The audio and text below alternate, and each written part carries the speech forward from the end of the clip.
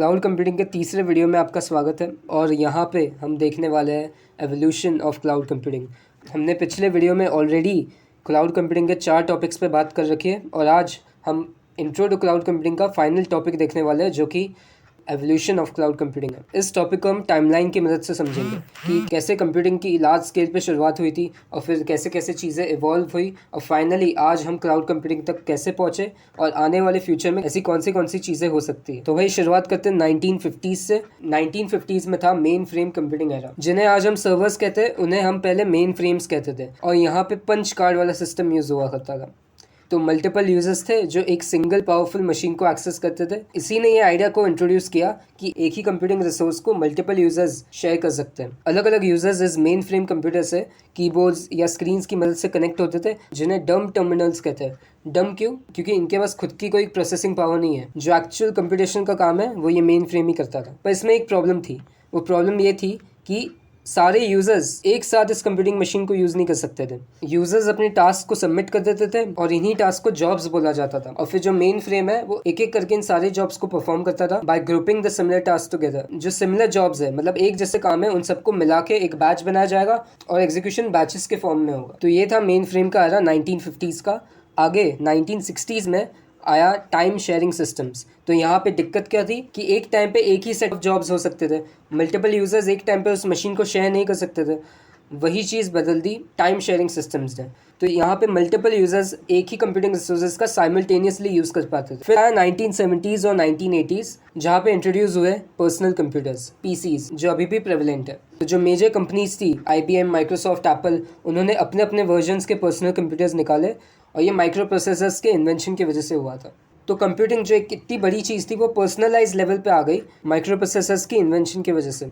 फिर 1990s में finally internet. जैसे इंटरनेट आया फिर क्लाइंट सर्वर मॉडल भी आया। क्लाइंट सर्वर मॉडल का क्या मतलब है? ये है मेरा सर्वर और ये है मेरा क्लाइंट और ये दोनों नेटवर्क के थ्रू जुड़े हुए हैं। अभी जो क्लाइंट है वो मेरी खुद की मशीन है और सर्वर वो कंप्यूटर है जो डेटा सेंटर में सेटअप है। मेरी मशीन और सर्वर दोनों नेटवर्क के थ्रू कनेक्टेड है। अब ये जो नेटवर्क है वो बेसिकली ऑप्टिकल फाइबर्स है जो रिमोट सर्वर्स और मेरे इंटरनेट प्रोवाइडर को कनेक्ट करते हैं। और फिर वाईफाई, मोबाइल डेटा, ये सारी चीज़ों की वजह से कनेक्शन इनडायरेक्टली क्लाइंट और सर्वर के बीच में स्टैब्लिश होता है। ये है क्लाइंट सर्वर मॉडल। तो जब इंटरनेट मेन स्ट्रीम बना तब डेटा और सर्विसेज का रिमोट एक्सेस भी पॉसिबल हो गया इसी क्लाइंट सर्वर मॉडल की मदद से। सर्वर्स डेटा को होस्ट करते थे और क्लाइंट उस डेटा का रिक्वेस्ट करता था नेटवर्क के थ्रू और इसी से एक्चुअली रिमोट एक्सेस पॉसिबल हो पाया। क्योंकि अभी भी तो वही हो रहा है, जो क्लाउड सर्विसेज है वो हमें इंटरनेट के थ्रू ही तो डिलीवर हो रही है। अच्छा, 1990s में ही आता है कॉन्सेप्ट वर्चुअलाइजेशन का।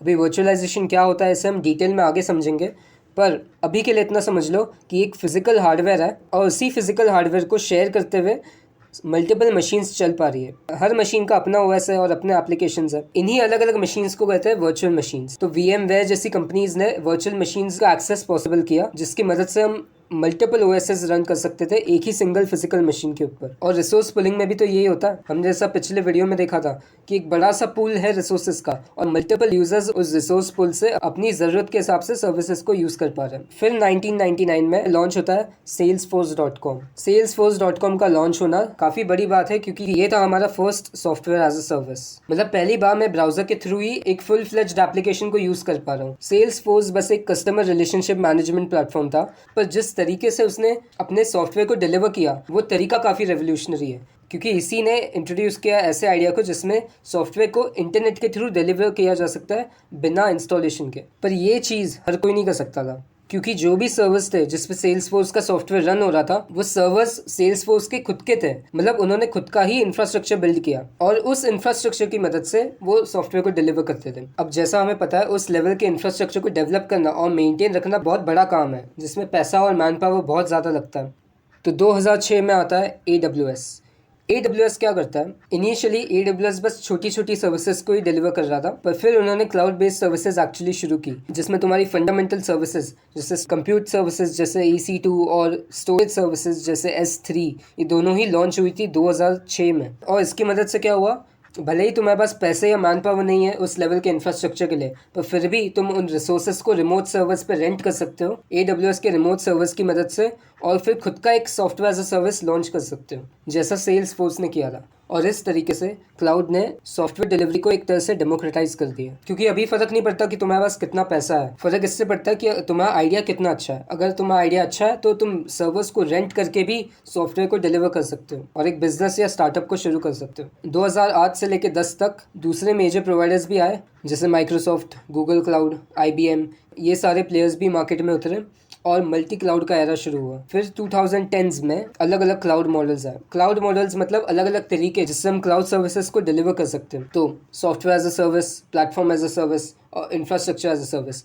इन तीनों को भी हम आगे चल के डिटेल में देखेंगे। अभी के लिए हम बस इतना जान रहे हैं कि कब कौन सी चीज इंट्रोड्यूस हुई थी। तो कुल मिला के जरूरत के हिसाब से अलग अलग क्लाउड सर्विसेज की डिलीवरी शुरू हो गई थी। और फिर फाइनली अभी आज की बात करते हैं। क्लाउड के डोमेन में ऐसी दो चीजें जो आज के टाइम पे सबसे ज्यादा प्रेवलेंट है, वो है क्लाउड नेटिव एप्लीकेशंस और एज कंप्यूटिंग। तो ऐसे बहुत सारे टूल्स हैं जिनका तुमने नाम भी सुना होगा, Kubernetes, Docker, serverless computing, edge computing, ये सारी चीज़ें चल रही है आज के टाइम पे क्लाउड में। क्लाउड नेटिव एप्लीकेशंस का मतलब होता है ऐसे एप्लीकेशंस जो स्पेसिफिकली क्लाउड के लिए बिल्ड हुए हैं। पहले वो लोकल सर्वर पे बिल्ड हुए, फिर उन्हें रिमोट सर्वर पे माइग्रेट किया गया। ऐसा नहीं है, वो बने ही इसलिए ताकि वो क्लाउड पे डिप्लॉय हो सके और लार्ज स्केल पे डिलीवर किए जा सके। डिसेंट्रलाइज कंप्यूटिंग, AI इंटीग्रेशन और IoT एट दी एज, तो ये सारी चीज़ें आज के टाइम पे चल रही है। अब देखते हैं क्लाउड इंडस्ट्री में आगे क्या हो सकता है, मतलब फ्यूचर में क्या आ सकता है। अभी इसके बाद जो भी है वो सारी सिर्फ स्पेकुलेशन है, तो ये गारंटी नहीं है कि फ्यूचर में ऐसा ही होगा, पर एक अंदाज़ा है कि हाँ, जिस तरीके से चीज़ें चल रही है आगे चल के फ्यूचर में हमें ये चीज़ें दिखने मिल सकती है। तो सबसे पहला AI नेटिव क्लाउड प्लेटफॉर्म्स, मतलब AI का और ज़्यादा गहरा इंटीग्रेशन हो जाएगा क्लाउड प्लेटफॉर्म्स में, जिसकी मदद से जो भी स्केलिंग का काम होता है,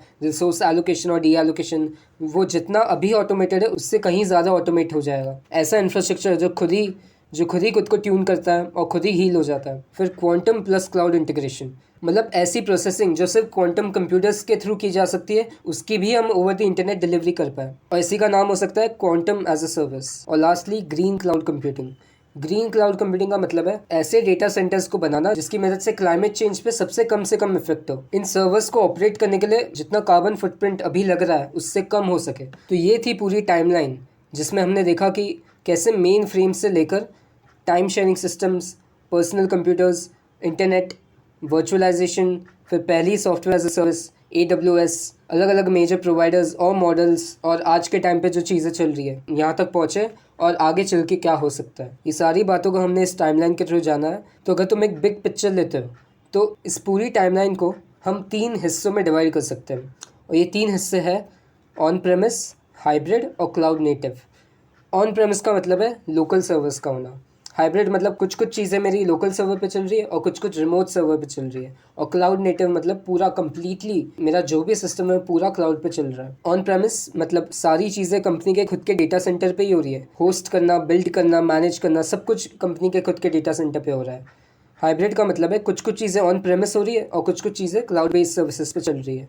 और क्लाउड नेटिव मतलब सारी चीज़ें क्लाउड पे चल रही है, जिसकी मदद से ऑब्वियसली स्केलिंग करना, ऑटोमेट करना और डिस्ट्रीब्यूटेड एनवायरनमेंट्स में रन करना चीज़ों को काफ़ी आसान हो जाता है। तो हमारी टाइमलाइन में जितनी भी चीज़ें हमने देखी उनमें से कौन सी है जो ऑन प्रेमिस में आ सकती है? Mainframe computing, time sharing systems, client server computing, virtualisation on local servers और सेल्सफोर्स जिसने खुद के इंफ्रास्ट्रक्चर पे ही पूरा एप्लीकेशन होस्ट किया था। वैसे ही हाइब्रिड में जो अर्ली AWS था, जिसमें सिर्फ क्लाउड इंटीग्रेशन की शुरुआत हुई थी, मतलब फुल फ्लेज सर्विसेज अवेलेबल नहीं थी, कुछ कुछ सर्विसेज जो AWS प्रोवाइड करा था, उस सिनेरियो में हम कह सकते हैं कि वो हाइब्रिड में आता है। ऐसी ऑर्गेनाइजेशंस जो क्लाउड का यूज़ करती है सिर्फ अपने डेटा को बैकअप करने के लिए, बाकी जो उनका मेन एप्लीकेशन है वो तो लोकल सर्वर पे ही चल रहा है। ऐसे सिनेरियोज जिसमें private cloud plus limited cloud use, मतलब जो मेरा सेंसिटिव डेटा है तो मैंने खुद के नेटवर्क पे, खुद के क्लाउड पे रखा है, और जो ऐसा डेटा है जो सेंसिटिव नहीं है या पब्लिकली अवेलेबल होना चाहिए उसे मैंने पब्लिक क्लाउड पे डाल दिया है। डॉकर का यूज़ करना, साथ ही साथ उन वर्चुअल मशीन्स का जो ऑन प्रेमिस पे चल रही है, मतलब खुद के हार्डवेयर पे ही चल रही है। जो क्लाउड नेटिव है वहाँ पे AWS EC2 प्लस S3, ये जो सर्विसेज थी स्टोरेज और कंप्यूट के लिए, वो कम्प्लीटली क्लाउड नेटिव थी। अलग अलग cloud models, Kubernetes, micro services, AI native platforms, edge and decentralize computing, इन सब के बारे में हम आगे जानेंगे, पर ये सारी चीज़ें क्लाउड नेटिव है जो आज के टाइम पे चल रही है। तो ऑन प्रेमिस सिस्टम पे क्या होता है, सारी चीज़ें कंपनी की साइट पे हो रही है, कंपनी ही खुद ओन करती है और मेंटेन करती है सर्वर्स को। ये काम काफ़ी डिफिकल्ट है, स्लो भी है और एक्सपेंसिव भी है। इसका सबसे ज़्यादा अपफ्रंट कॉस्ट है, मतलब इसमें कैपिटल एक्सपेंडिचर लगेगा, मतलब खुद के कैपिटल का एक्सपेंडिचर लगेगा। जो भी मेंटेनेंस है वो इंटरनल IT टीम्स ही करती है। ये काफ़ी रिजिड है क्योंकि रिसोर्स पुलिंग नहीं हो रही है, हमारे पास लिमिटेड रिसोर्सेज है। और एग्जाम्पल्स हो गए तो हमारे main frames, early enterprise IT। और ये सबसे ज़्यादा बेस्ट है ट्रेडिशनल या सिक्योरिटी क्रिटिकल ऐप्स के लिए, जैसे बैंकिंग ऑर्गेनाइजेशंस हो गई या फाइनेंशियल इंस्टीट्यूशंस हो गए। और हाइब्रिड के लिए यहाँ पे ओनरशिप है जो सर्विस की वो शेयर है। कुछ सर्विस कंपनी ओन करती है, कुछ क्लाउड प्रोवाइडर्स ओन करते हैं। इसकी स्केलेबिलिटी कंपैरेटिवली ज़्यादा है पर फिर भी उतनी नहीं है जितनी क्लाउड नेटिव की है।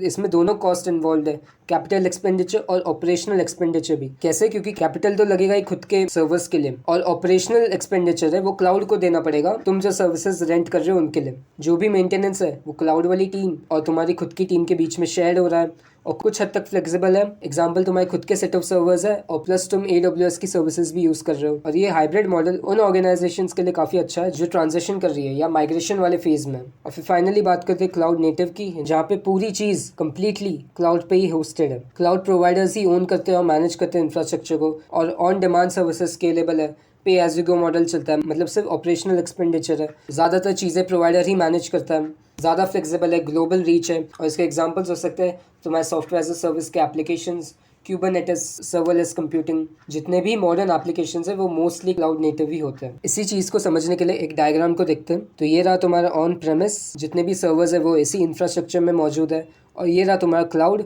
जहाँ पे डेटा सेंटर्स का अपना खुद का एक नेटवर्क है। तो जब ऑन प्रेमिस की बात हो रही है तो वही सर्वर्स इन्वॉल्व है जो ऑन प्रेमिस में है। जब हाइब्रिड की बात हो रही है तो ऐसे सर्वर्स जो क्लाउड में भी है और जो खुद के भी है वो दोनों इन्वॉल्व है। जब पूरी तरीके से क्लाउड नेटिव की बात हो रही है तो वही सर्वर्स इन्वॉल्व है जो रिमोट है। और इसी के साथ साथ हमारा इंट्रोडक्शन टू क्लाउड कंप्यूटिंग पूरा होता है। आने वाले वीडियोस में हम देखेंगे कि क्लाउड सर्विसेज मॉडल्स, जैसे सेल्सफोर्स एक सॉफ्टवेयर एज अ सर्विस है, वैसे ही बहुत सारे अलग अलग मॉडल्स हैं, उनकी बात हम डिटेल में करेंगे। और वीडियो पसंद आया तो लाइक एंड सब्सक्राइब।